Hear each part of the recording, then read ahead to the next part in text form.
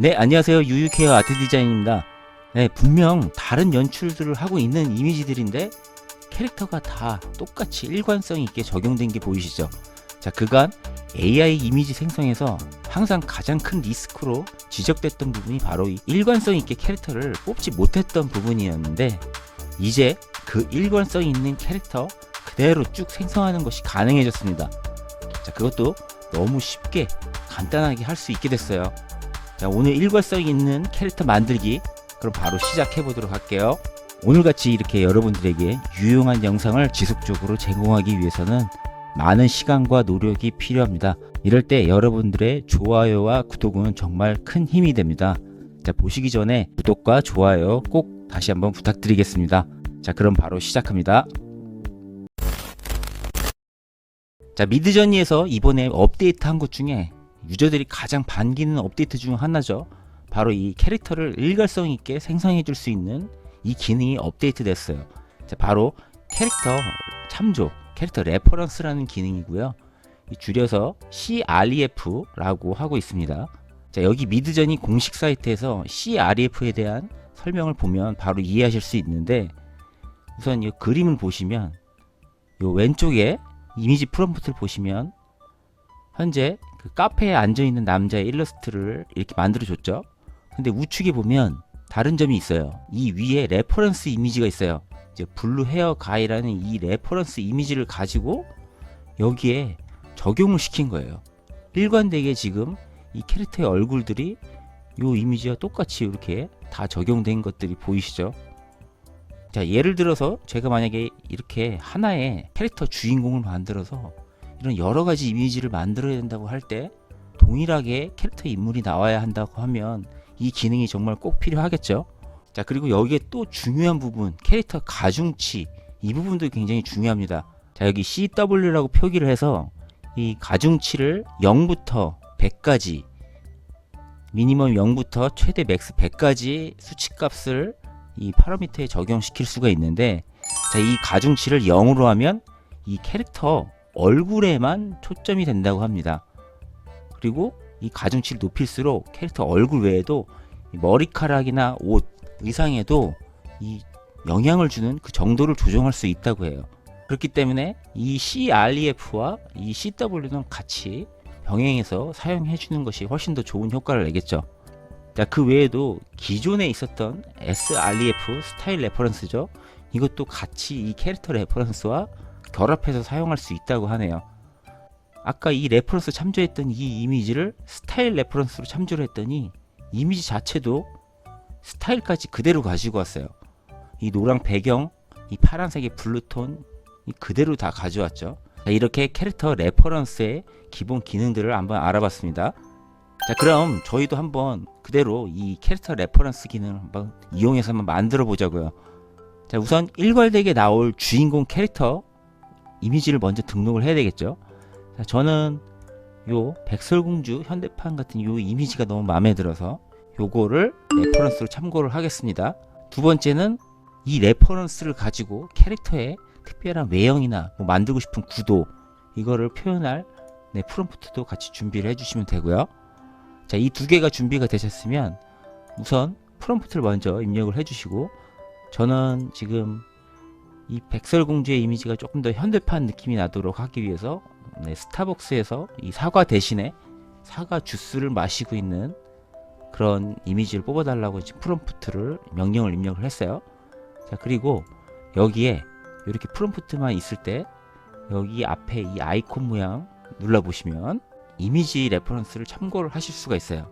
두 가지 방법이 있는데, 직접 여기에 갖고 계신 파일의 이미지를 등록해서 하는 방법이 있고, 이미지 웹서핑 하시던 이미지에 이미지 주소를 가지고 와서 넣는 방법도 있습니다. 자, 우선 내 컴퓨터에 있는 사진을 가지고 이용한다고 했을 때 이렇게 등록을 해주시면 이렇게 내 레퍼런스에 들어옵니다. 그럼 이거 그냥 드래그만 하시면 이렇게 들어와요. 아니면 아까 말씀하신 대로 이게 웹상이라고 했을 때 마우스 오른쪽 누르셔서 이미지 주소 복사로 하셔서 넣으셔도, 컨트롤 V를 하셔도 이렇게 들어옵니다. 단 여기서 지금 보시면 이 이미지에 총 3개의 아이콘이 이렇게 보이실 거예요. 자, 첫 번째 이렇게 나오죠, 설명이. 이 캐릭터 레퍼런스예요. 요거는 스타일 레퍼런스고요. 스타일만 참고하는 거고, 요건 우리가 흔히 이전에도 했었던 이미지 참고하는 그 이미지 레퍼런스입니다. 근데 우리는 지금 작업할 게 캐릭터의 얼굴, 이 캐릭터성을 그대로 일관성 있게 뽑기 위한 캐릭터 레퍼런스를 필요로 하기 있기 때문에 요거를 클릭하셔야 돼요. 그럼 이렇게 진하게 활성화되는 게 보이시죠? 만약에 이 이미지를 가지고 다 활용하고 싶다고 하면 Shift를 누르셔서 이렇게 추가도 언제든지 하실 수 있어요. 자, 이렇게 세 개 아이콘을 다 활성화 시키시면 캐릭터, 스타일, 이미지 다 레퍼런스로 활용하실 수도 있어요. 자, 이렇게 저는 캐릭터만 활성화를 해 놓을게요. 자, 이렇게 해서 엔터를 치시면 제가 지금 만들었던 이 이미지가 요 레퍼런스 이미지를 통해서 이렇게 만들어진 거예요.